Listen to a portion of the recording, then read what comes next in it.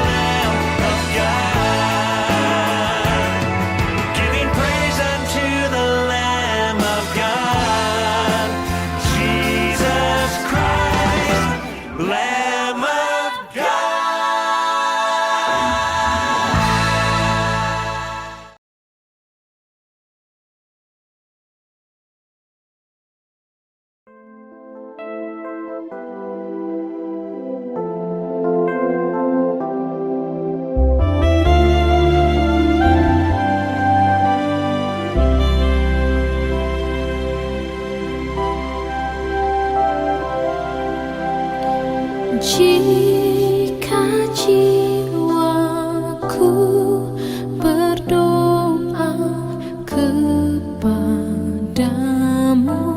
Tuhanku, ajar aku terima saja pemberian tanganmu dan mengaku seperti Yesus di depan sengsaranya. Jangan kehendakku Bapa, kehendakmu jadilah.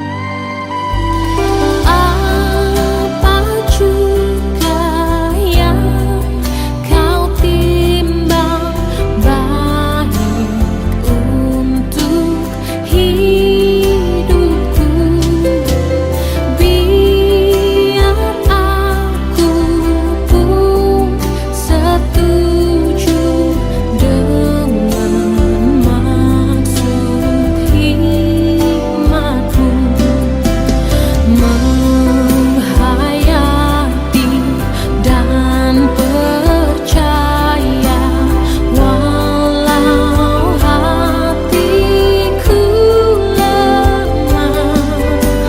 Jangan kehendakku Bapa, kehendakmu jadilah.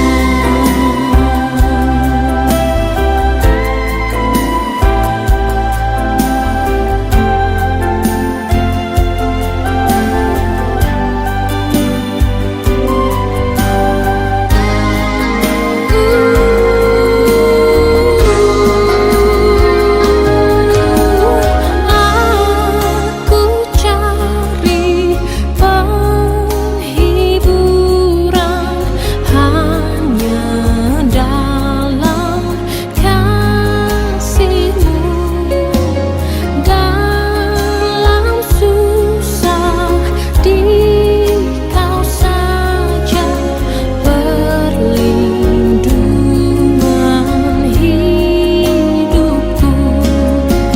Ku mengaku seperti Yesus di depan sengsaranya.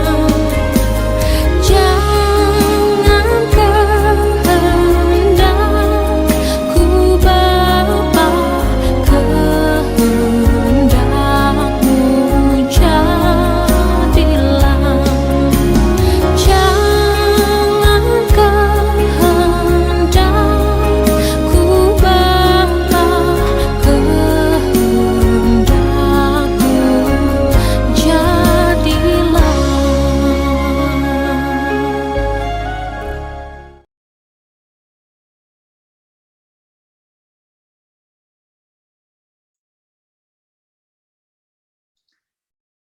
Salam sejahtera dalam Tuhan Yesus. Bersyukur pada hari ini kita bisa mengadakan retret AWG. Kita berdoa supaya retret ini boleh kembali Tuhan yang bekerja di tengah-tengah kita, menolong kita untuk bisa mendekatkan diri kita dengan Tuhan, menikmati hadirat-Nya, persekutuan dengan Dia, juga punya waktu untuk merenungkan firman-Nya, merenungkan juga apa yang Tuhan mungkin sudah bicara kepada kita melalui banyak hal. Sebelum kita memulai retret ini ataupun pembahasan tema pada pagi ini, kiranya mari kita berdoa, kita memohon bimbingan dan pertolongan Roh Kudus. Bapa, kami sungguh bersyukur kembali kami dapat mengadakan retret AWG pada hari ini Tuhan.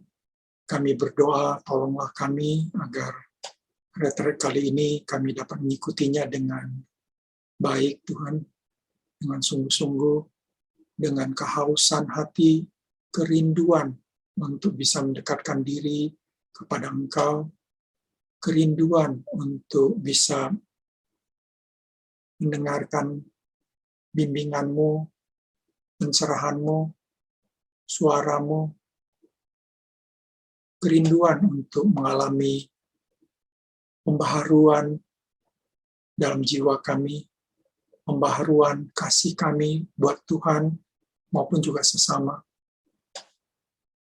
Kerinduan untuk kami mengalami pengudusan dari segala noda celah kami, supaya kami makin berkenan di hadapan Engkau.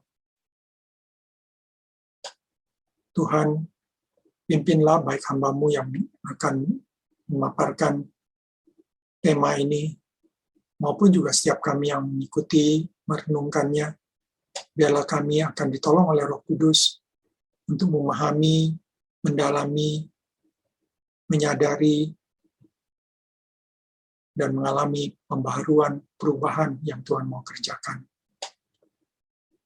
Bapa, kami serahkan waktu-waktu ini semua ke dalam tangan Tuhan, kiranya Engkau yang sertai. Engkau juga tolong Tuhan, supaya kami masing-masing di tempat kami masing-masing, kami boleh mengalami ketenangan, mampukan keluarga untuk memahami kami dan mendukung kami. Juga Tuhan, peralatan yang kami pakai dan jaringan internet yang kami butuhkan, kiranya semua dapat mendukung retret kami pada hari ini.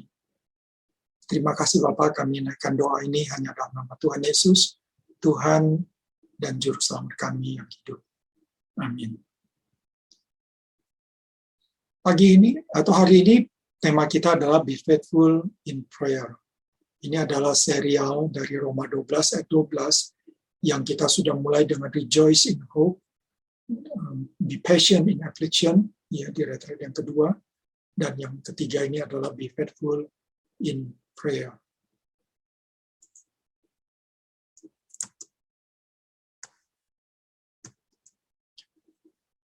Bicara doa, the first ever cordless phone was created by God. Jadi telepon yang tanpa kabel itu ya, near kabel itu dibuat oleh Tuhan. He named it prayer. Di alam menamakannya itu doa. Dan it never loses its signal. Dia tidak akan kehilangan signal seperti handphone kita. And you never have to recharge it. Kita nggak perlu mengisinya. Karena dia nggak pernah mengalami low bed. Kita juga bisa menggunakannya yang anywhere, kapan saja, di mana saja kita bisa menggunakannya. Bahkan sebenarnya ini bukan cuma cordless phone, tapi juga deviceless phone, tanpa alat ya. Jadi anytime kita bisa berdoa kepada Tuhan, bicara pada Tuhan, tanpa harus menggunakan handphone ataupun telepon biasa. Doa juga adalah koneksi Wi-Fi terbesar di alam semesta, the world greatest wireless connection. Martin Luther mengatakan, to be a Christian without prayer is no more possible than to be alive without breathing. Jadi menjadi orang Kristen tanpa berdoa, itu sama tidak mungkinnya ya. Jadi sama saja dengan kita coba hidup tanpa doa, itu nggak mungkin. Nggak mungkin kita bisa hidup, nggak mungkin kita bisa hidup tanpa bernafas gitu ya. Karena itu orang berkata bahwa doa adalah nafas rohani orang Kristen. Doa adalah nafas rohani orang Kristen. Sama seperti untuk hidup, fisik kita hidup, kita perlu bernafas, demikian juga kerohanian kita. Kalau kerohanian kita mau hidup, kita juga harus bernafas. Ya. Jadi kalau orang-orang Kristen yang tidak berdoa gitu, dia akan mengalami kematian rohani, tanda kutip, atau sekarat rohani. I believe in prayer, kata seorang lain, is the best way we have to draw strength from heaven. Saya percaya pada doa, dan itu adalah cara yang terbaik untuk kita menarik kekuatan atau mendapat kekuatan dari surga gitu ya. Jadi kalau kita mendapat kekuatan dari surga, maka doa ya. Jadi doa adalah cara kita untuk mendapatkan kekuatan dari surga. Jadi bayangkan kalau kita nggak berdoa, kita akan mengalami kelemahan ya, kelemahan mental kita, kelemahan rohani kita. Kita akan gampang jatuh dalam dosa, kita akan gampang marah, kita akan gampang tersinggung karena kita lemah ya. Tapi waktu kita berdoa, kita mendapatkan kekuatan dari surga sehingga kita kuat menghadapi godaan, pencobaan, maupun juga menghadapi fitnahan ataupun hal-hal buruk yang kita alami kalau kita berdoa. Bahkan dibilang bahwa plug into the power of prayer ya. Jadi doa itu seperti kita mencolokkan kabel kulkas ataupun kabel TV, ya kabel komputer ke dalam pusat listrik, yaitu PLN misalnya. Kalau di Indonesia PLN. Dari PLN kita dapat listrik misalnya, dan itu power, yaitu kuasa yang membuat peralatan-peralatan bisa berjalan ya, baik itu kulkas, AC, komputer bisa jalan karena ada kekuatan dari listrik gitu. Demikian juga doa. Doa itu seperti kita mencolokkan diri kita, rohani kita kepada Allah, sumber kekuatan kita, sumber kuasa rohani kita, sehingga kita bisa punya kuasa untuk memiliki rasa damai, memiliki sukacita, memiliki hikmat dari Tuhan ya, dan seterusnya. Bahkan kalau kita lihat di Alkitab, bagaimana orang-orang yang berdoa, mereka seperti Elia, dia berdoa, dia punya kuasa untuk menghentikan hujan selama 3 tahun. Dan waktu dia berdoa lagi, hujan pun turun. Dia punya kuasa yang besar gitu ya, untuk bahkan kita juga lihat para rasul, mereka punya kuasa untuk membangkitkan orang mati dengan doa, menyembuhkan orang gitu ya kan, dengan kuasa doa, mengusir setan juga dengan kuasa doa. Jadi memberikan kuasa rohani yang besar gitu. Bahkan ada kata-kata prayer is the best armor against all trials. Ya, jadi doa adalah senjata yang terbaik untuk melawan segala pencobaan gitu ya. Senjata terbaik karena bisa kita pakai anytime gitu ya kan. Maka kita bisa bilang terbaik, dan juga gampang kita bawa. Kalau senjata kadang-kadang bawanya susah gitu ya kan, dan sulit untuk kita bawanya kan. Tapi ini gampang untuk bawa dan bisa dipakai dengan cepat gitu, yaitu doa. Karena itu the best armor, senjata yang terbaik ya. M. Bounds mengatakan bahwa prayer fills man emptiness with God's fullness ya. Jadi doa mengisi kekosongan manusia dengan kepenuhan Allah. Prayer put away man's poverty with God's riches. Jadi doa juga menjauhkan kemiskinan kita, kepapaan kita, kemiskinan kita dengan kekayaan dari Allah. Doa juga mengenyahkan man weakness atau menyingkirkan kelemahan manusia dengan datangnya kekuatan dari Allah. It banishes man littleness, mengenyahkan kekecilan manusia, ketidakberartian manusia dengan kebesaran Allah. Ya, itulah manfaat doa. Jadi doa membuat kita yang tidak merasa berarti menjadi berarti, menjadi bernilai. Doa juga membuat kita yang lemah mendapatkan kekuatan baru gitu ya. Dan doa juga membuat kita yang minder, yang merasa diri kita nggak punya apa-apa, kita ternyata punya banyak kekayaan dari Tuhan ya, anugerah dari Tuhan yang begitu kaya. We have to pray with our eyes on God, not on difficulties. Jadi sadarilah fokus doa kita adalah Allah, bukan kita ataupun kesulitan kita. Jadi seringkali kita berdoa, kita fokus pada difficulties, pada kesulitan kita, problem kita ya. Seharusnya kita harus fokus, mata kita harus fokus kepada, atau mata kita harus melihat kepada Allah yang Maha Kuasa, yang tidak ada mustahil bagi Dia, sehingga akhirnya kita mendapatkan kekuatan.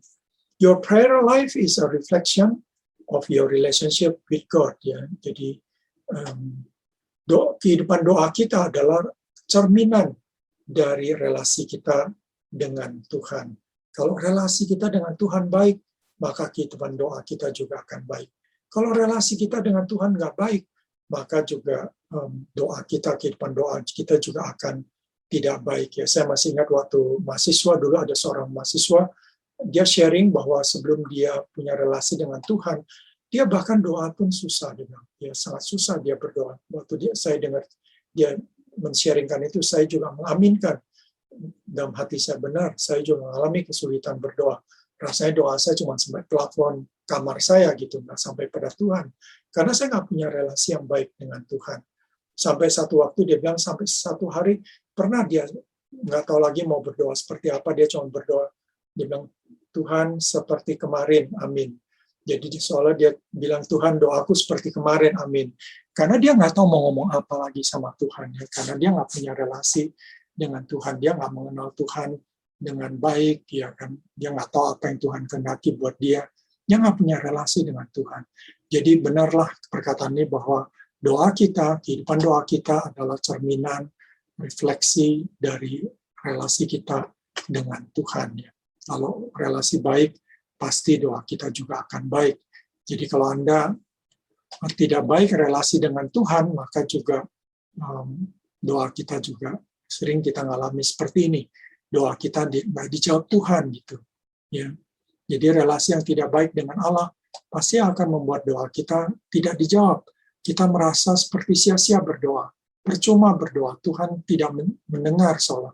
Nah di Yesaya 59:1-2 mengatakan sesungguhnya tangan Tuhan tidak kurang panjang. Jadi tangan Tuhan bukan kurang panjang untuk menyelamatkan kita, untuk menolong kita dari kesulitan kita. Dan pendengarannya tidak kurang tajam. Seolah-olah Allah itu budak, Allah itu tidak tuli, nggak bisa mendengar doa kita. Tidak, dia tajam mendengar, tetapi yang merupakan pemisah antara kamu dan Allahmu. Jadi antara kita dengan Allah kita adalah kejahatanmu. Dan yang membuat dia menyembunyikan diri terhadap kamu sehingga ia tidak mau mendengar adalah segala dosa kita. Jadi dosa-dosa kita, kejahatan kita, kefasikan kita, itulah yang memisah kita dari Tuhan. Itulah yang membuat Tuhan tidak mendengar doa-doa kita. Karena kita masih hidup dalam dosa. Karena ada hal-hal yang Tuhan tidak berkenan dalam diri kita. Jadi kalau relasi kita dengan Tuhan nggak baik, maka jadi kalau rekan-rekan alumni, ya saya nggak mau assume bahwa kita yang udah ikut persekutuan, ikut PMK waktu mahasiswa, ikut PO, ataupun ikut KMK waktu mahasiswa, saudara, kita pasti sudah punya relasi yang baik dengan Tuhan. Belum tentu. Ya, jangan assume bahwa kita sudah punya relasi yang baik dengan Tuhan. Salah satu bukti bahwa Anda sudah punya relasi yang baik dengan Tuhan adalah doa-doa Anda didengar oleh Tuhan. Kalau sampai sekarang lebih banyak doa Anda nggak dijawab oleh Tuhan, ya bahkan hampir nggak ada Tuhan menjawab doa Anda, mungkin lebih baik Anda terbuka pada Tuhan. Mungkin lebih baik Anda sadari, jangan-jangan relasi Anda dengan Tuhan masih belum baik. Ya kan? Anda mungkin hanya Kristen KTP. Anda mungkin masih seperti generasinya Martin Luther yang berpikir kalau udah rajin ke gereja, udah dibaptis, yang udah di-CD, bahwa Anda kalau udah lakukan semua itu, pasti Anda sudah punya relasi yang baik dengan Tuhan. Kalau Anda rajin ibadah, rajin berdoa, bahkan melayani Tuhan, ya kan? Atau Anda coba mentaati firman Tuhan, maka relasi Anda dengan Tuhan sudah baik. Belum tentu. Martin Luther yang sudah berdoa sehari beberapa kali, membaca firman Tuhan dengan rajin, mencoba mentaati firman Tuhan, itu pun sadar bahwa dia tidak diselamatkan karena perbuatan baiknya.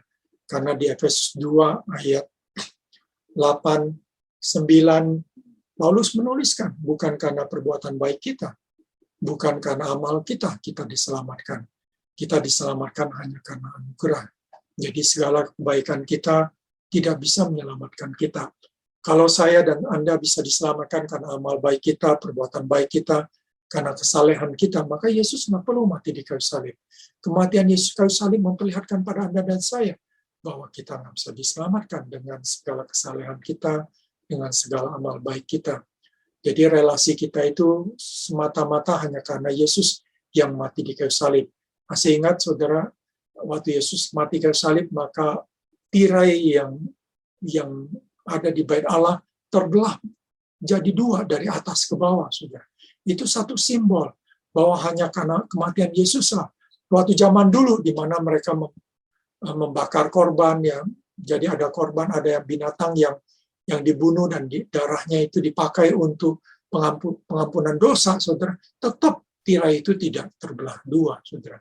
Tapi waktu Yesus mati di kayu salib, baru tirai itu terbelah dua, ya, baru bisa membuat hubungan kita, relasi kita dengan Tuhan kembali dipulihkan. Jadi hanya Yesus, makalah Yohanes 14:6 Yesus mengatakan, akulah jalan, kebenaran dan hidup. Dialah jalan untuk kita bisa dipulihkan dengan Tuhan, gitu ya. Tidak ada jalan lain untuk keselamatan kita, hanya melalui Yesus yang mati pada kita.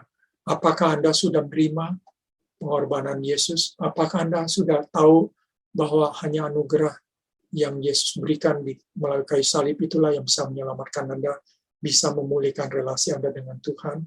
Kalau Anda baru sadar hari ini, baru dibukakan, baru disadarkan, walaupun Anda udah aktif ikut persekutuan, melayani, tapi baru siang ini pagi ini Anda baru sadar, iya ya, mungkin karena itu selama ini doa saya nggak dijawab Tuhan, karena memang saya belum punya relasi.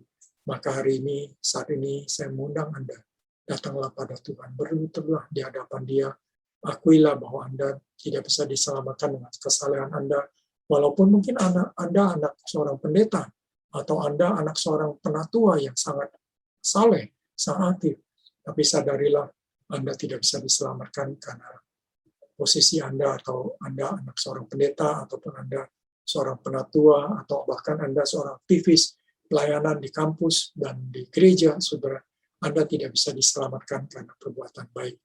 Ya kan, seperti Efesus, Paulus menuliskan bahwa kita diselamatkan hanya karena anugerah, bukan karena perbuatan baik kita, bukan karena pekerjaan kita.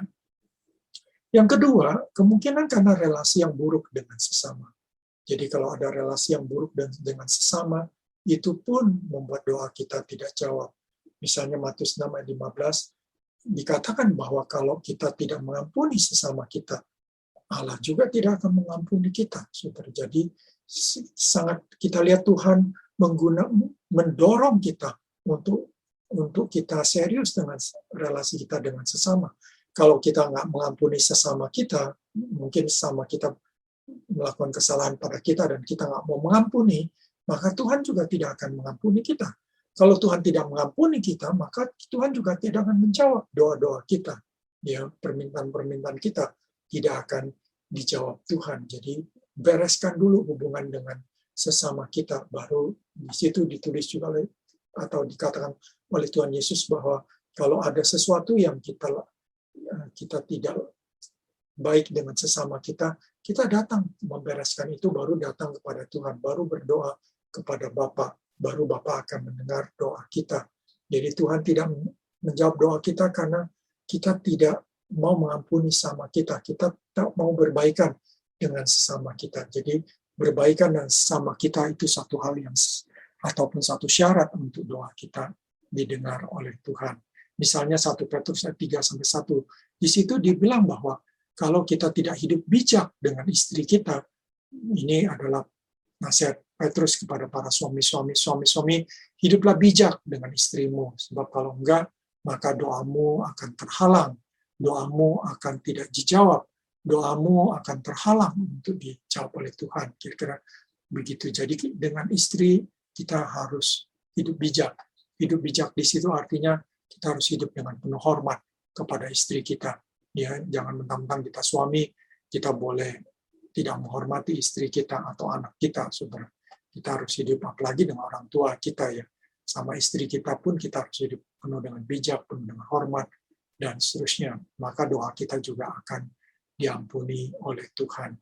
Jadi ini satu syarat yang penting untuk doa kita dijawab oleh Tuhan. Di Yakobus 4 ayat 3 dibilang, atau kamu berdoa juga, tapi kamu tidak menerima apa-apa karena kamu salah berdoa. Sebab yang kamu minta itu hendak kamu habiskan untuk memuaskan hawa nafsumu. Jadi kita lihat di sini masalah motivasi. Kenapa kita berdoa? Motivasi kita ingin memuaskan hawa nafsu kita. Kita berdoa supaya Tuhan memberi kekayaan, kesejahteraan, supaya kita bisa hidup enak, ya kan, supaya kita bisa makan enak, supaya kita bisa jalan-jalan. Jadi memuaskan hawa nafsu kita untuk jalan-jalan, hawa nafsu kita untuk punya mobil yang bagus, hawa nafsu kita untuk punya handphone yang bagus, laptop yang bagus, hawa nafsu kita untuk punya rumah yang bagus, hawa nafsu kita untuk punya baju yang bagus, sepatu yang bagus. Semua hawa nafsu itu, saudara, termasuk mungkin makanan-makanan yang mewah, yang mahal, yang mungkin gengsi ya dan seterusnya. Itu hanya hawa nafsu kita untuk kesombongan kita. Hawa nafsu kita untuk mungkin mempunyai kedudukan yang tinggi. Hawa nafsu kita untuk sebenarnya punya kedudukan tinggi itu nggak salah ya, tapi kalau itu untuk kemuliaan Tuhan. Jadi motivasi kita apa? Itu penting.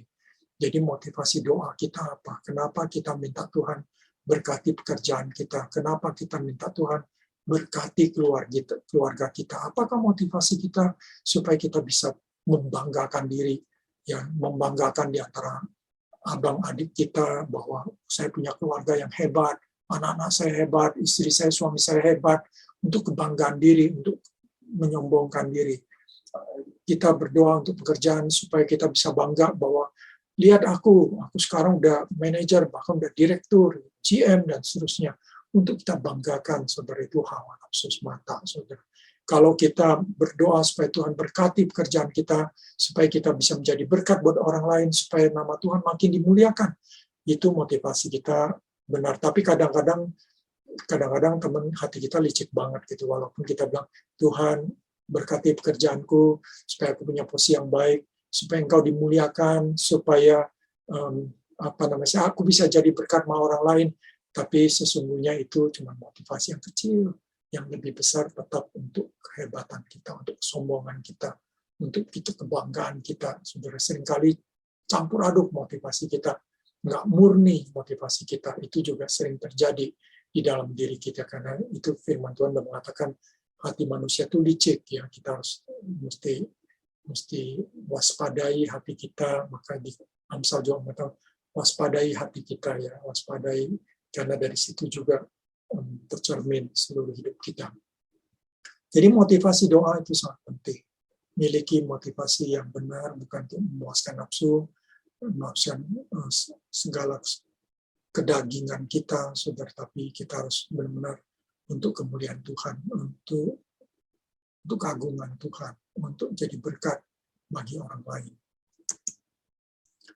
Doa yang tidak jawab, kita juga bisa lihat bahwa doa yang dijawab Tuhan berarti doa yang kita, untuk doa yang dijawab Tuhan kita perlu, jadi kita belajar, kita simpulkan, kita perlu punya relasi yang baik dengan Allah dan sesama. Jadi kalau kita punya relasi yang baik dengan Allah dan sesama, tentu relasi dengan Allah itu yang paling utama, ya, karena kalau relasi kita dengan Tuhan baik, maka relasi dengan sesama juga akan baik gitu ya.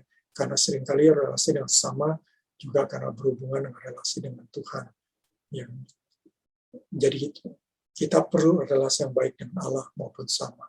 Lalu yang kedua, doa kita harus sesuai dengan kehendak Allah.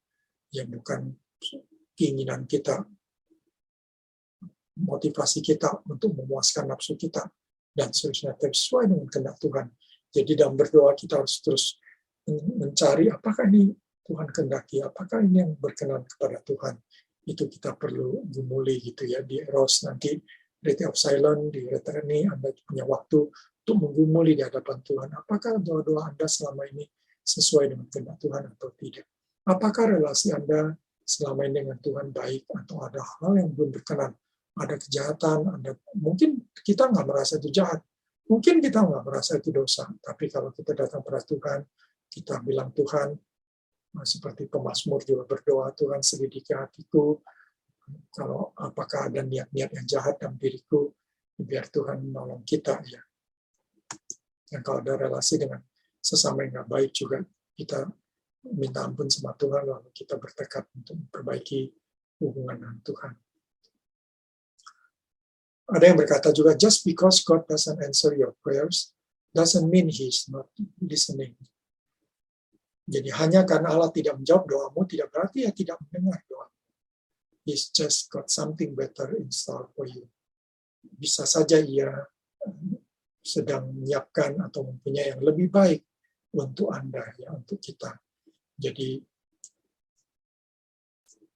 jangan putus asa kalau kita berdoa itu tidak dijawab Tuhan, karena mungkin kalau memang kita juga udah tahu bahwa jawaban Tuhan, ya, kita pernah dengar ya kali bahwa sebenarnya Tuhan menjawab doa kita, cuma jawaban doa kita jawaban Tuhan pada doa kita ada 3 kan. Ya, tidak, dan juga nanti. Jadi yes, no, and wait. Jadi ada 3 kemungkinan. Bisa yes, langsung dijawab. Bisa no, Tuhan tidak jawab. Kenapa Tuhan tidak jawab? Karena Tuhan tahu yang terbaik buat kita. Dia malah menyediakan sesuatu yang lebih baik buat kita. Atau wait, menunggu. Ya, belum sekarang. Nanti Tuhan akan berikan. Ya.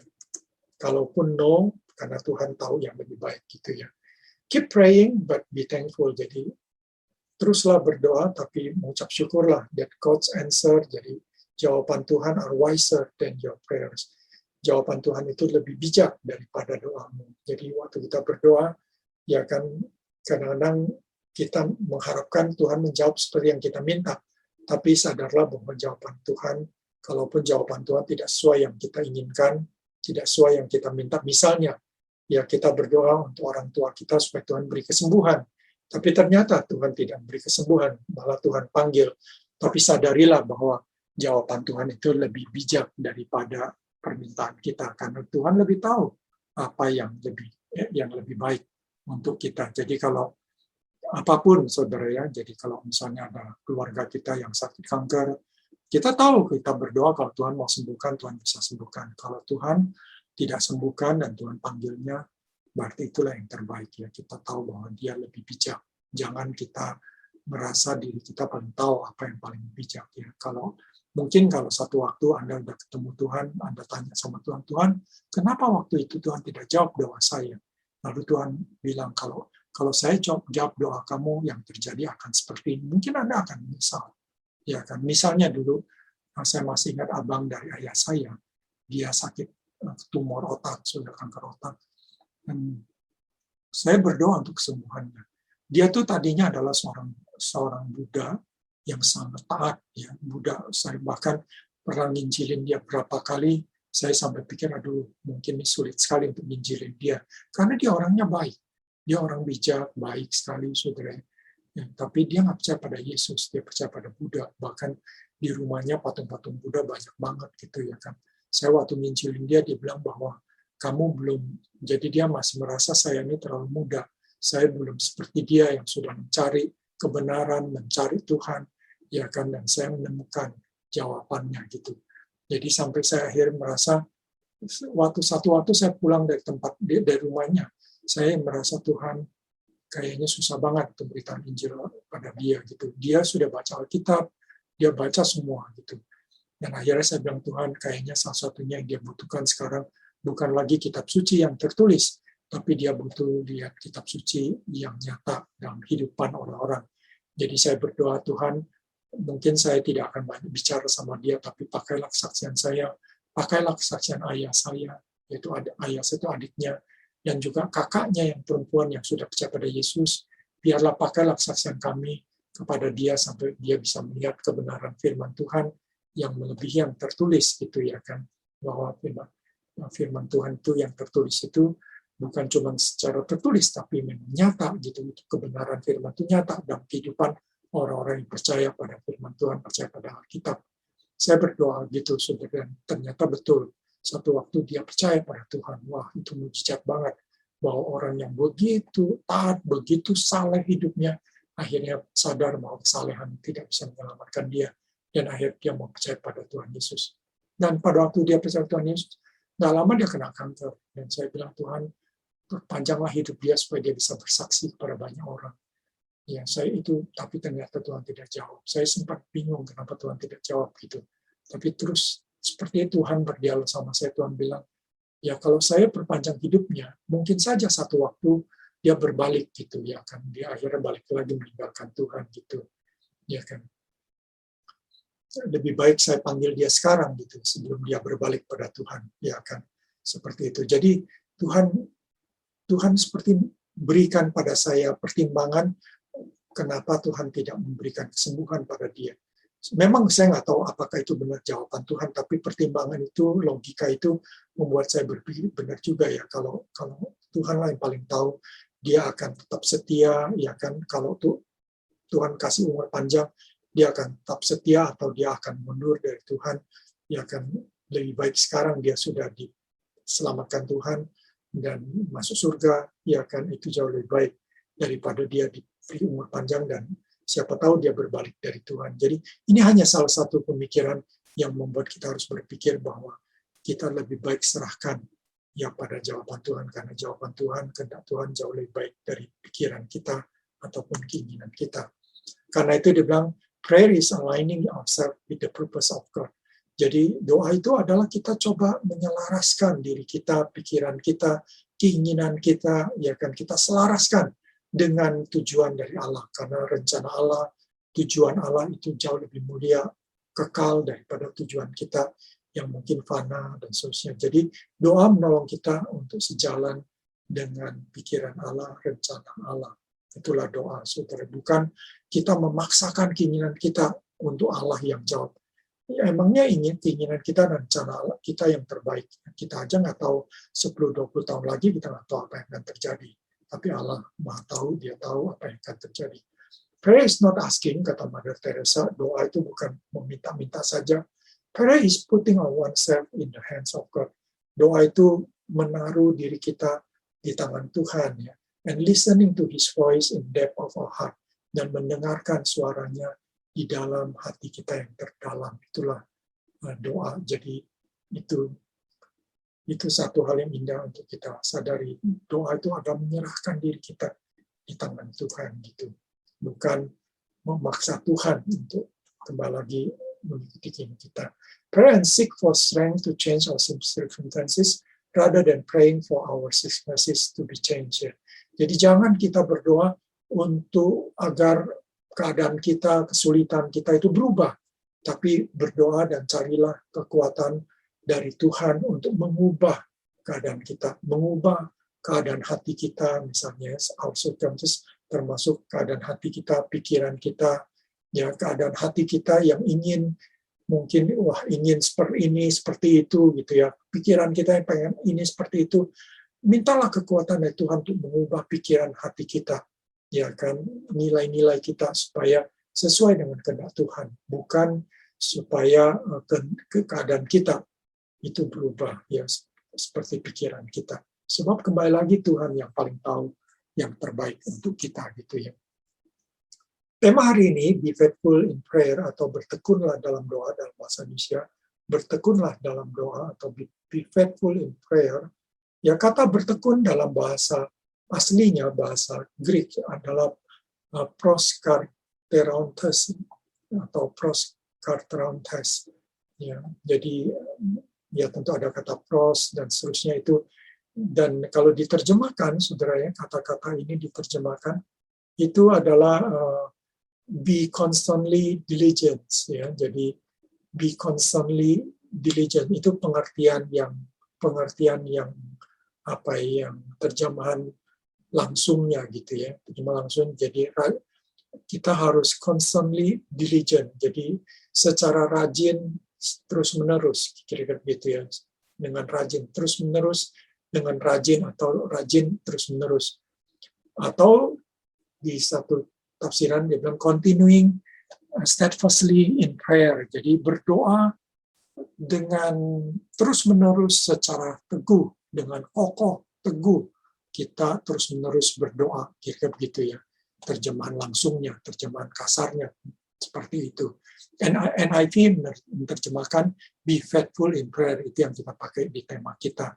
ESV, saudara, salah satu tafsiran atau terjemahan kitab yang lebih baru, be constant in prayer, ya. Jadi konstan itu terus-menerus dalam berdoa, terus-menerus dalam doa.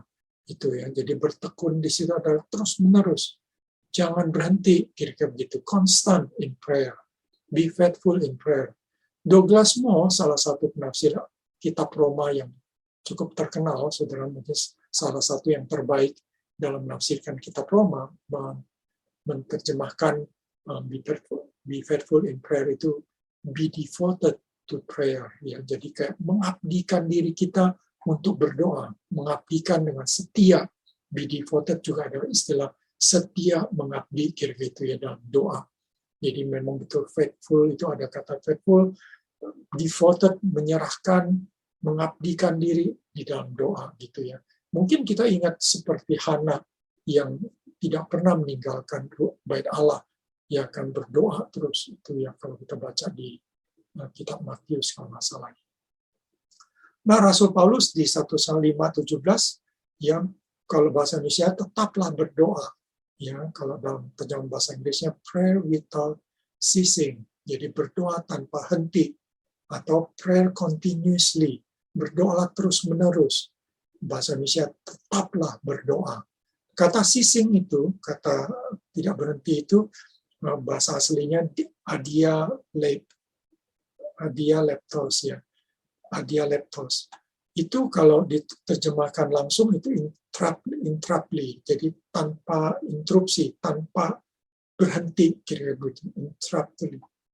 Without omission, tanpa lalai gitu ya, tanpa lalai. Tanpa berhenti, kurang lebih sama. Jadi without ceasing, terjemahan udah cukup bagus ya. Jadi berdoa tanpa henti, terus-menerus, kurang lebih seperti itu. Jadi ini semua kata-kata yang mungkin berhubungan ya, artinya kurang lebih maknanya sama gitu. Nggak heran kalau Martin Luther mengatakan doa adalah nafas rohani orang percaya. Sama seperti kalau kita berhenti nafas kita mati, maka kalau kita mau tetap hidup maka kita harus bernafas. Demikian juga doa adalah nafas rohani kita. Nggak boleh berhenti, doa itu harus terus-menerus. Kalau kita berhenti doa, sama aja kita udah tidak lagi bernafas. Ya, sebagai orang percaya kita udah nggak bernafas. Jadi itu penting banget gitu. Berdoa dengan tekun dan setia itu tidaklah mudah ya. Jadi berdoa itu gampang, semua orang bisa berdoa, semua orang bisa melakukannya doa itu. Tapi bertekun dan setia berdoa itu tidak mudah gitu ya. Jadi kalau cuma doa sekali dua kali itu mudah. Berdoa sesekali bahkan beberapa hari gitu masih mudah, walaupun sulit ya berapa hari, bisa seminggu kita mau berdoa itu sulit, tapi masih mudah, masih mungkin dilakukan. Tapi berdoa tiap hari selama berbulan-bulan, bertahun-tahun, jelas itu tidak mudah. Ya tidak semua kita melakukannya atau kita bisa lakukan gitu. Sebagian mungkin sebulan, 2 bulan, setahun, 2 tahun, setelah itu berhenti gitu ya kan. Kenapa? Karena kita bisa kehilangan motivasi berdoa.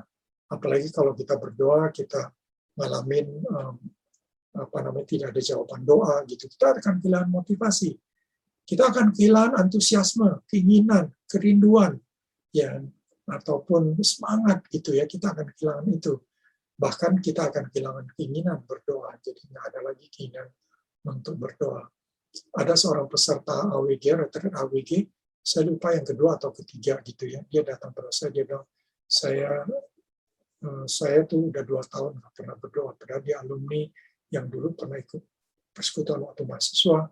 Tentu waktu mahasiswa ikut persekutuan, ikut KTB, mereka belajar tentang saat teduh, berdoa tiap hari, itu dilakukan. Bahkan sehari bisa berdoa beberapa kali, tapi setelah alumni bertahun-tahun dengan segala kesibukan, baik pekerjaan, baik keluarga, akhirnya pelan-pelan doa itu tidak lagi dilakukan.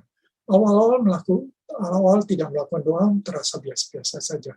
Makin lama itu menjadi umum, menjadi biasa gitu ya kan. Nah, ini menyedihkan memang ya. Jadi kita lihat bahwa kita bisa berhenti berdoa kalau kita lama-lama. Nah, Tuhan Yesus di Lukas 18:1 mengatakan suatu perumpamaan kepada mereka, untuk mereka ini adalah murid-muridnya, untuk menegaskan bahwa mereka harus selalu berdoa.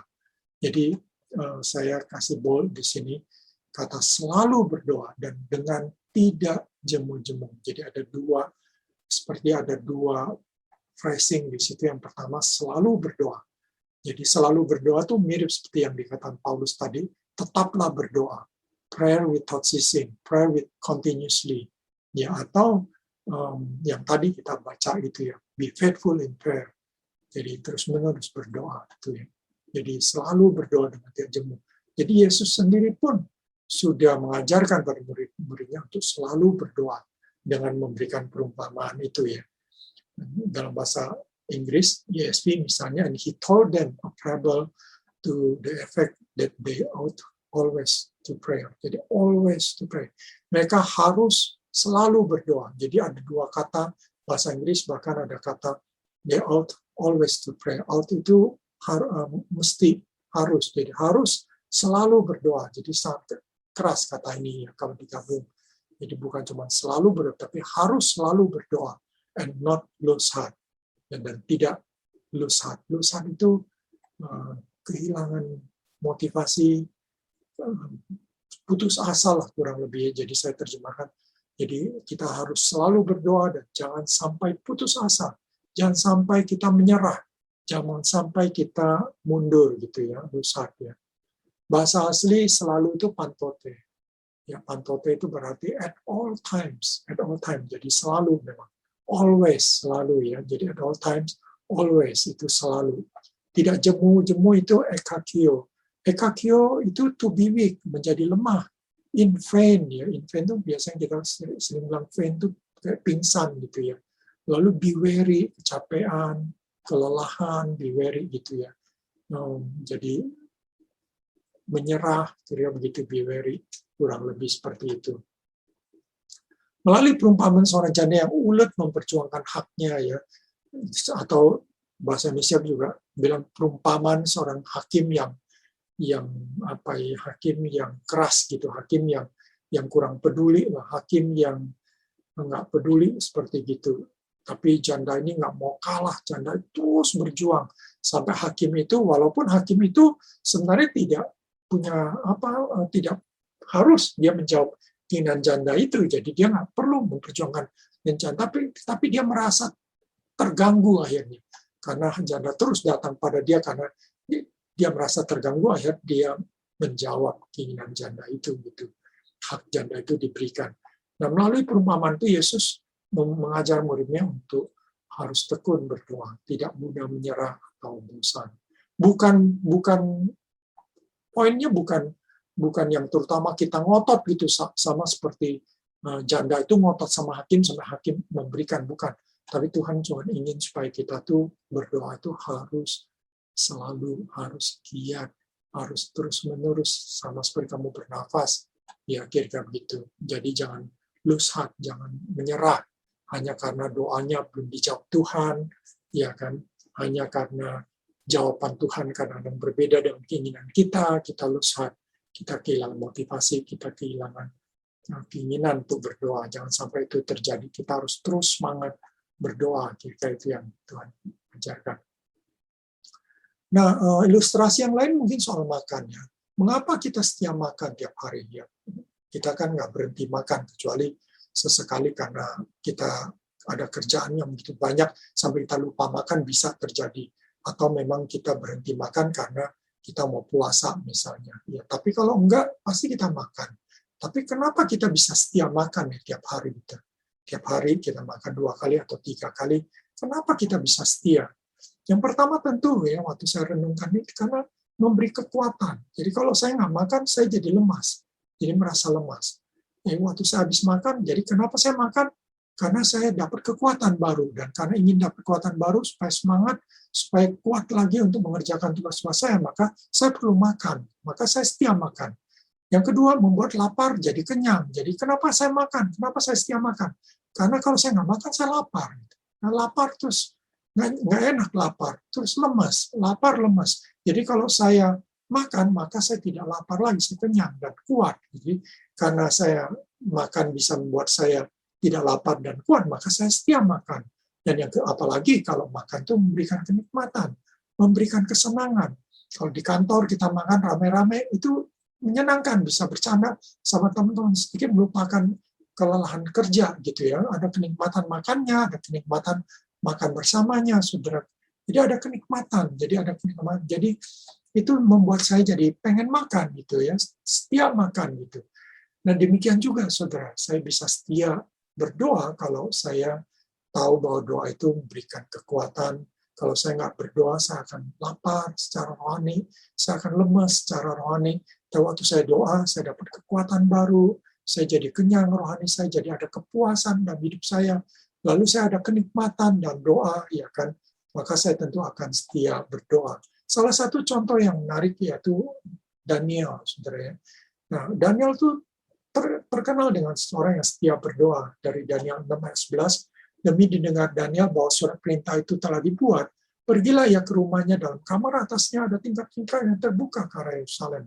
3 kali sehari ia berlutut berdoa serta memuji Allahnya, seperti yang biasa dilakukannya.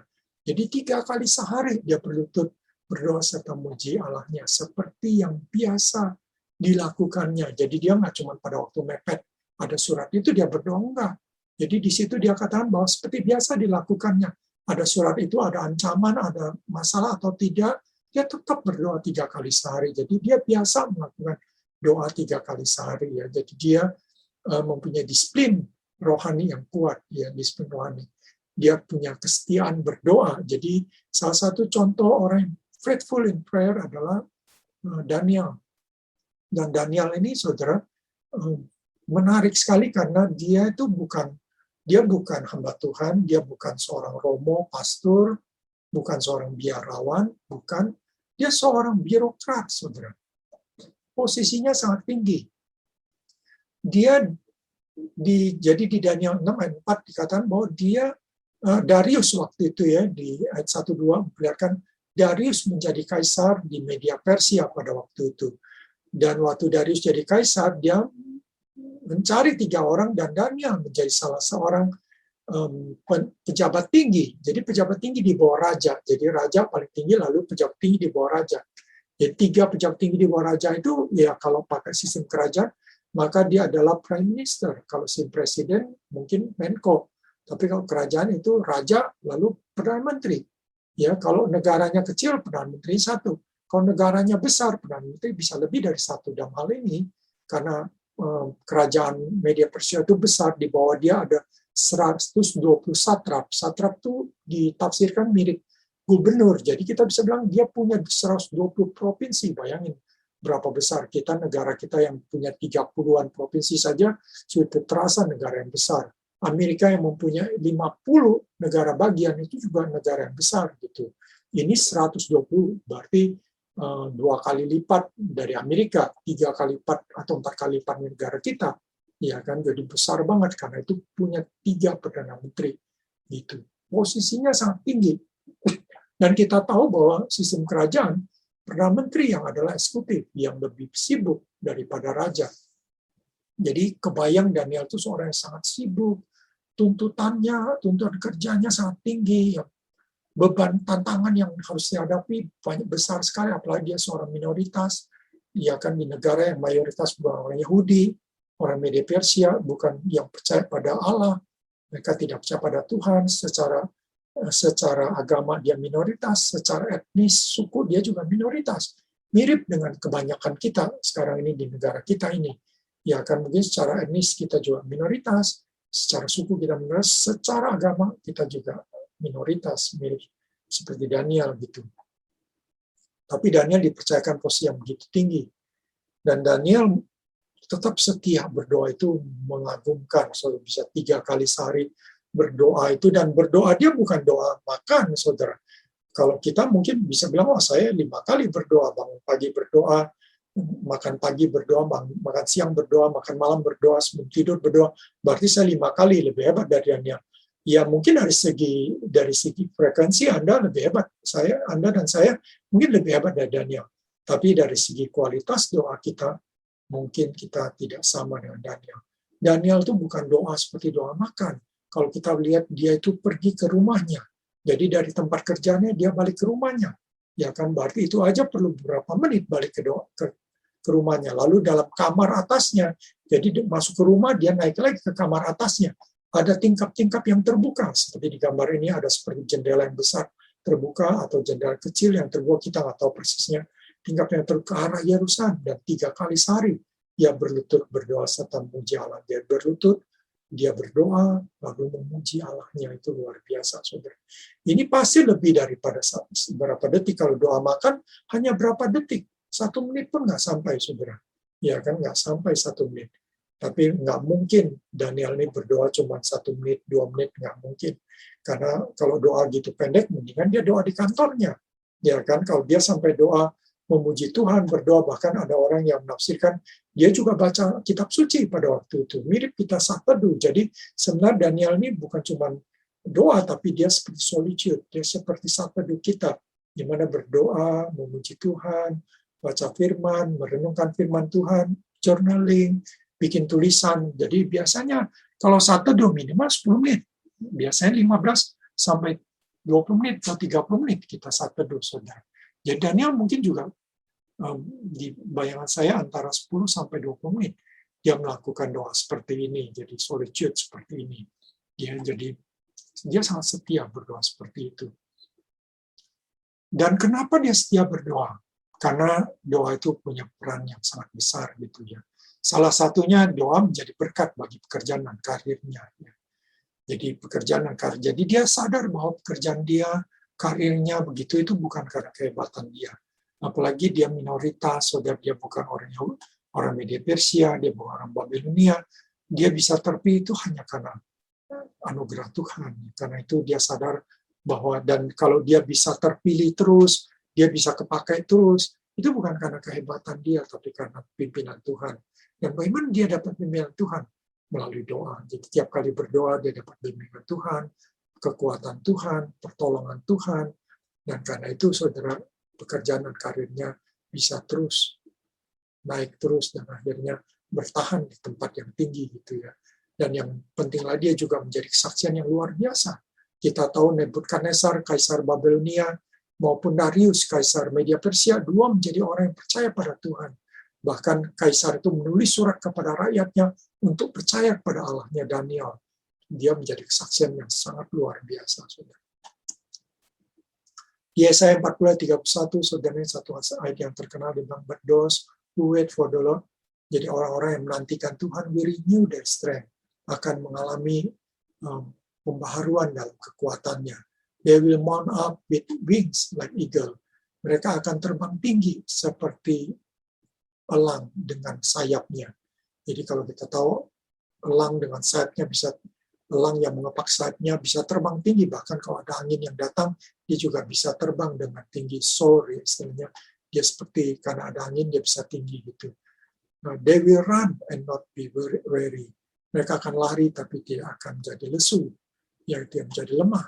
They will walk and not faint. Mereka akan jalan dan tidak akan pingsan, tidak akan menjadi berhenti gitu ya, karena faint, karena lemah.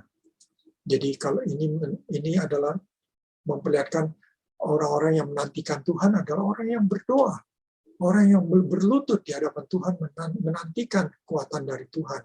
Mereka akan dapatkan kekuatan baru dari Tuhan. Mereka akan terus bisa berkibar terus, bisa terus produktif, bisa terus jadi berkat, saudara. Jadi seperti Daniel, ya, bisa luar biasa karena Daniel selalu menantikan Tuhan. Tiap hari 3 kali sehari berlutut menantikan Tuhan melalui doanya dan mendapatkan kekuatan, hikmat dari Tuhan sehingga dia tidak menjadi lemah. Dia terus menjadi kesaksian yang baik, menjadi berkat yang luar biasa. Kita perlu setia berdoa untuk menjaga relasi dengan Allah, saudara. Doa bukan sekedar kegiatan rohani atau ritual semata, tapi doa itu adalah waktu-waktu kita untuk berrelasi dengan Allah. Seperti orang tua dengan anak, atau suami dengan istri, perlu waktu ketemu, bicara, interaksi, ya kan, saling melayani, saling menghibur, saling menguatkan. Demikian juga kita dengan Tuhan, saudara. Melalui kita berdoa, kita membangun relasi dengan Tuhan, kita berbicara pada Tuhan, kita mendengarkan Tuhan bicara pada kita, kita melayani Tuhan, dan Tuhan melayani kita, saudara.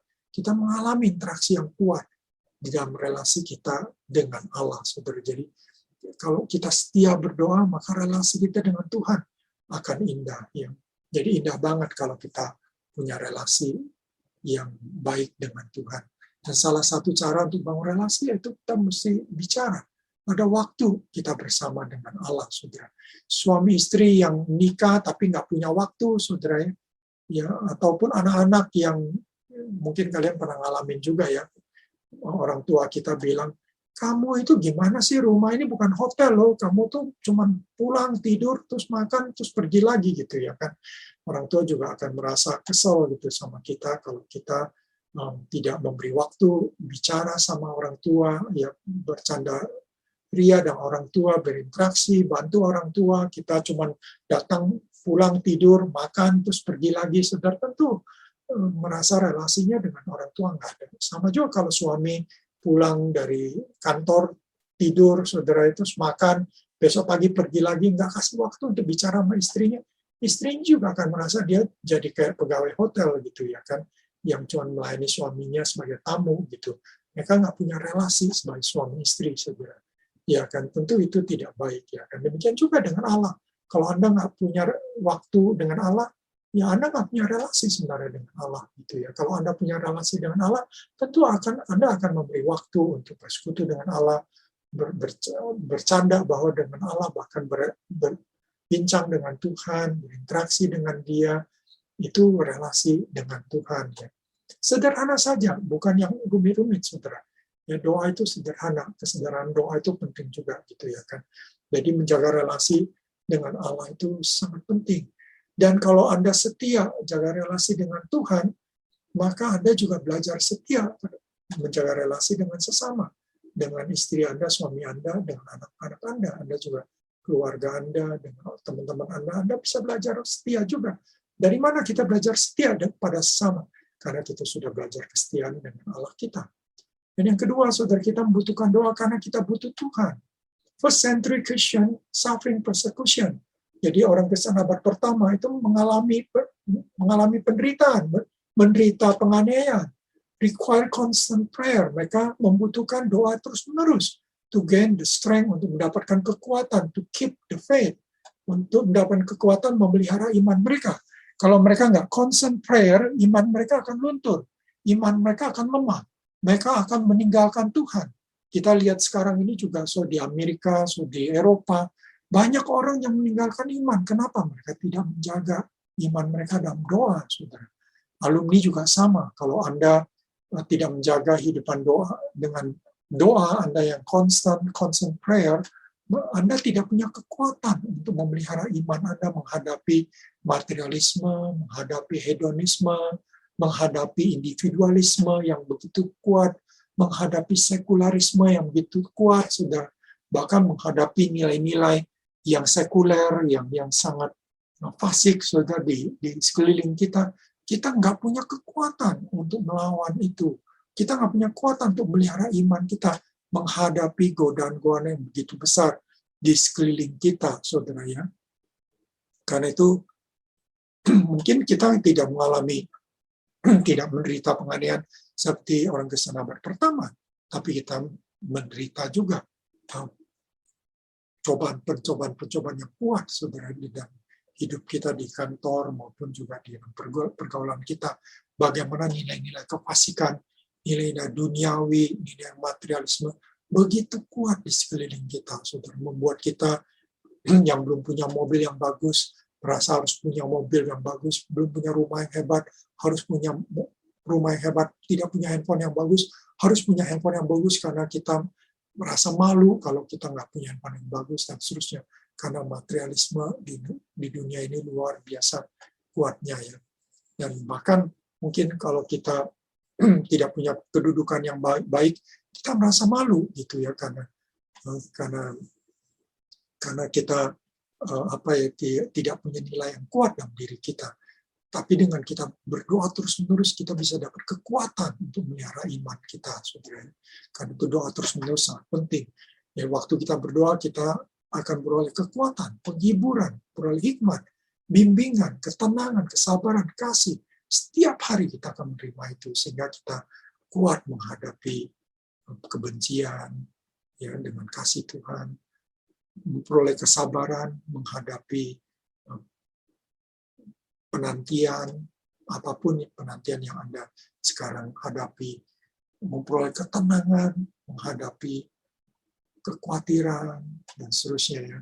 Dan juga waktu mengalami kesulitan Anda memperoleh bimbingan, hikmat, waktu Anda kesedihan mengalami penghiburan, dan waktu Anda lemah menghadapi kekuatan.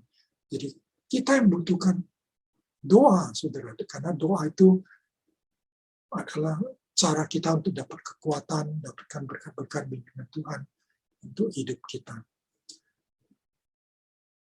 Doa adalah sikap pengandalan kita kepada Allah. Ya, dengan berdoa kita bersandar pada Tuhan, ya kan. Dan di Yeremia 17:5-8 mengatakan bahwa diberkatilah orang-orang mengenalkan Tuhan. ya kan, mereka akan seperti pohon yang tanam di tepi aliran air, yang akan terus mendapatkan kekuatan, yang berbuah pada waktunya, ya kan, dan selalu hijau daunnya dan seterusnya. Tapi terkutuklah orang yang mengandalkan manusia, mengandalkan kekuatannya dirinya, saudara. Mereka akan seperti rumput kering, saudara, tidak mendapat kekuatan. Jadi doa adalah satu bentuk pengandalan kita pada Tuhan. Dan kalau Anda berdoa, maka hidup Anda juga akan lebih diberkati. Dan kalau hidup kita makin diberkati, berbuah banyak, maka Bapa juga akan dimuliakan. Doa juga untuk menjaga kebugaran rohani, saudara. Sama seperti pentingnya olahraga, senam, jogging, berenang secara teratur, menjaga kebugaran fisik kita, menjaga kesehatan fisik kita sehingga kita lebih sehat, lebih bugar, saudara. Demikian juga disiplin rohani seperti doa juga untuk menjaga kebugaran dan kesehatan rohani kita, sehingga rohani kita lebih sehat dan lebih bugar. Berdoa dengan tekun akan membuat kita makin mengenal Tuhan dan rindu berelasi dengannya, makin mengenal siapa Allah kita, kuasanya, sifat-sifatnya, kehendaknya. Jadi dengan berdoa, saudara, Anda akan mengenal dengan bahwa ternyata Tuhan nggak berkenan ini ya. Ini memang sifat Tuhan, dia nggak suka hal seperti ini. Ini bukan kehendaknya. Jadi melalui doa, melalui jawaban doa, kita tahu apa yang Tuhan kehendaki. Melalui Tuhan tidak menjawab doa kita, kita juga tahu apa yang Tuhan kehendaki, apa yang Tuhan tidak kehendaki. Dan juga melalui jawaban doa, ya kan, waktu kita berdoa, Tuhan jawab dengan caranya, kita juga tahu, kuasanya luar biasa ya. Tuhan kadang-kadang menjawab dengan kuasanya bekerja seperti ini. Ya kan, jadi kita makin mengenal siapa Tuhan dan kita makin rindu berelasi dengannya. Tentu yang saya katakan doa di sini juga doa yang merenungkan firman Tuhan, baca firman Tuhan, berfirman Tuhan, cuma doa, ya kan, itu penting banget gitu. Lalu kita akan alami berkat dari doa setiap hari ya. Tiap hari alami sukacita, keberhasilan dalam pekerjaan, keharmonisan, kemesraan dalam keluarga, pemeliharaan Tuhan. Tiap hari kita akan alami semua itu kalau kita mau berdoa. Menyadari indahnya dan berkatnya jika setia berdoa.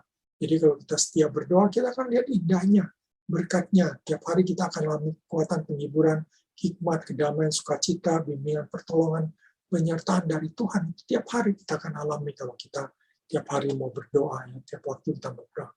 Kalau kita sehari atau 2 hari tidak berdoa, kita akan alami kelemahan, kekalutan, ketidakmantapan. Gitu. Kita keluar rumah saja rasanya nggak mantap, rasanya rasanya seperti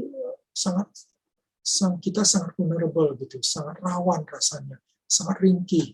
Tapi waktu habis berdoa kita rasa ada kemantapan, ada ketenangan jiwa kita, ya kan. Dan waktu kita nggak berdoa, kita juga mengalami berbagai kebingungan dan kita jadi bingung gitu menghadapinya gitu ya. Tapi waktu kita berdoa, kita mengalami ketenangan, ya kan, bimbingan untuk bagaimana mengatasi kesulitan-kesulitan yang kita hadapi gitu. Mungkin hanya sesaat kita mengalami kebingungan, tapi setelah itu kita mengalami bimbingan dan penyertaan Tuhan. Di sini juga dikatakan bahwa the value ya, jadi di sini ada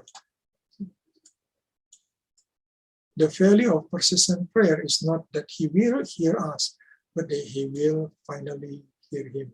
Jadi nilai dari doa yang terus-menerus, yang persisten, seperti persistent widows, ya, janda yang sangat persisten itu, is not that he will hear us. Jadi nilainya itu bukan supaya Tuhan yang mendengar kita. Walaupun ya di dalam perumpamaan Yesus, soalnya memang itu akhirnya Tuhan mendengar gitu ya kan. Tapi yang lebih penting lagi kita sadari adalah we will finally hear him. Akhirnya kita yang mendengarkan Tuhan gitu. Akhirnya kita yang mendengarkan Tuhan. Itu jauh lebih penting. Ya kan, walaupun persistent prayer membuat kita mengharapkan Tuhan menjawab doa kita seperti perumpamaan Yesus, tapi yang lebih indah lagi kita juga sadari bahwa persistent prayer itu adalah supaya akhirnya kita belajar untuk mendengarkan Tuhan, gitu ya. Itu indah banget. Nah, true prayer is asking God what He wants. Jadi doa yang sejati adalah berdoa meminta kepada Allah apa yang Ia mau. Jadi sebenarnya kita minta Tuhan apa sih yang Engkau mau. Itulah true prayer, itulah doa yang sejati. Jadi doa sejati bukan asking what we want, bukan kita meminta apa yang kita mau pada Tuhan, tapi lebih banyak kita bilang pada Tuhan, Tuhan, apa sih yang Engkau mau dalam hidup saya? Apa yang Engkau mau hidup? Apa yang Engkau mau dalam pekerjaan saya? Apa yang Engkau mau dalam keluarga saya? Ya, dengan anak saya, dengan pasangan saya. Apa yang Tuhan mau gitu. Bukan yang kita maksakan, Tuhan, aku mau anak saya jadi dokter, aku mau anak saya jadi lawyer, aku mau anak saya jadi konglomerat. Bukan. Tapi seharusnya true prayer adalah kita datang, Tuhan, apa yang Kau mau untuk anak saya? Biarlah kehendak-Mu yang jadi, bukan kehendak-Ku yang jadi. Apa yang Kau mau bagi pernikahan saya, keluarga saya? Kalau Anda sekarang ini menikah sudah bertahun-tahun nggak dikaruniakan anak, jangan terus Anda berdoa, Tuhan, kapan Tuhan kasih anak? Kasih dong anak, Tuhan, ya kan? Tuhan, kasihlah anak pada saya tahun ini. Itu bukan true prayer. True prayer itu kita bilang, Tuhan, jadilah apa kehendak-Mu, apa yang Kau mau. Kalau Engkau mau kami tidak punya anak, supaya kami adopsi anak, kami akan adopsi anak. Kalau Engkau mau kami tidak punya anak, supaya kami lebih fokus dengan panggilan Tuhan, kami akan fokus panggilan Tuhan. Jadi, asking God what He want. Ya. Berdoalah, mintalah pada Tuhan apa yang Tuhan mau, bukan apa yang kita mau. Itulah doa yang sejati. Sebagai penutup, saudara, saran praktis, tidak hanya berdoa, tapi lakukan juga penggalian firman Tuhan. Baca, gali, renungkan firman Tuhan tiap hari. Ya. Inilah yang kita kenal dengan saat teduh. Ya, jadi itu penting sekali. Yang kedua, pakailah buku catatan doa, tulis pokok-pokok doa dan jawaban doa, berisi praise, give thanks, and prayer tiap hari. Jadi catatlah doa Anda, ya kan, itu penting. Itu juga menolong kita untuk setia. Nggak usah besar-besar bukunya, buku doa saya kecil, saudara. Ya, jadi hanya catat berapa saja sehari, nggak usah banyak. 1-2 hal saja kita doakan, kita catat di situ, saudara ya, buku doa kita. Jadi milikilah buku doa. Itu penting sekali. Lalu belajar dan lakukanlah prayer of examen. Jadi ini satu doa yang nanti kita akan pelajari di Rite of Silence yang kedua. Kita akan belajar tentang prayer of examen yang bisa kita lakukan siang dan sore, di mana ada unsur coram deo, ada review. Coram deo itu kita menyadari kehadiran Tuhan, mendeteksi kehadiran Tuhan. Lalu ada review, kita melihat ulang, ya, dengan rasa gratitude, ada ungkapan syukur, ya, bersyukur. Lalu ada unsur planning ke depan, ya kan, mencari kehendak Tuhan ke depan, dan doa. Itu prayer of examen. Ini satu doa yang secara esensi saya juga percaya ini yang dilakukan oleh Daniel. Daniel bisa berdoa terus, setia terus berdoa karena dia seperti doanya seperti doa eksamen seperti ini. Karena itu kalau kita belajar ini, kita berharap ini menolong kita untuk punya hidupan doa yang setia.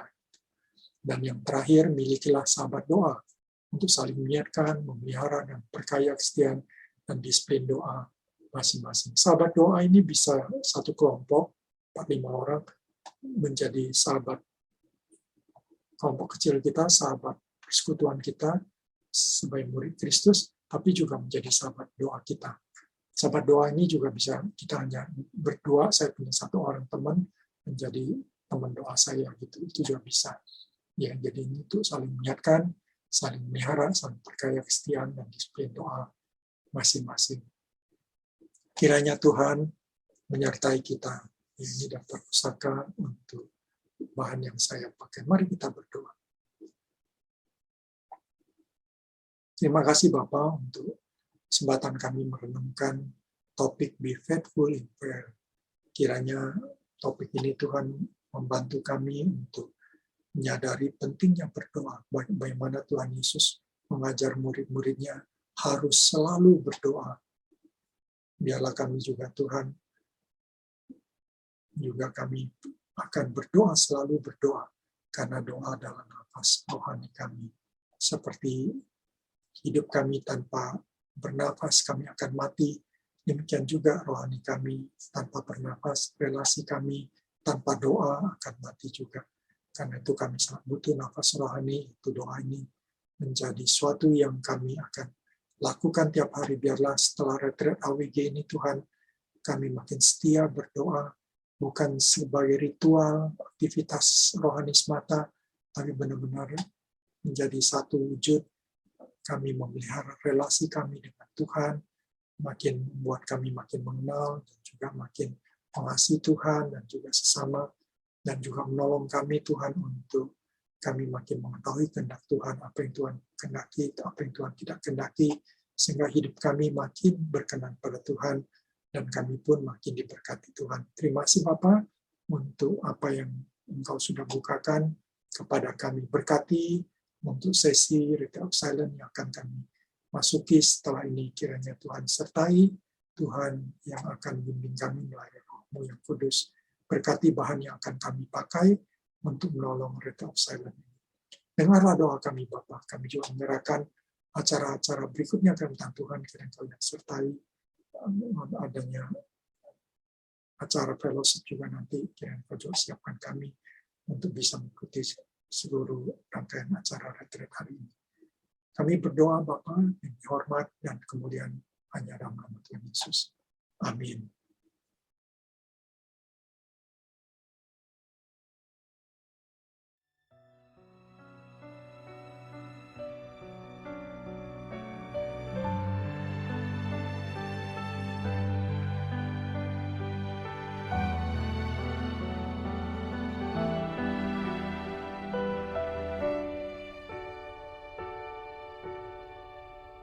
Ya Tuhan, tiap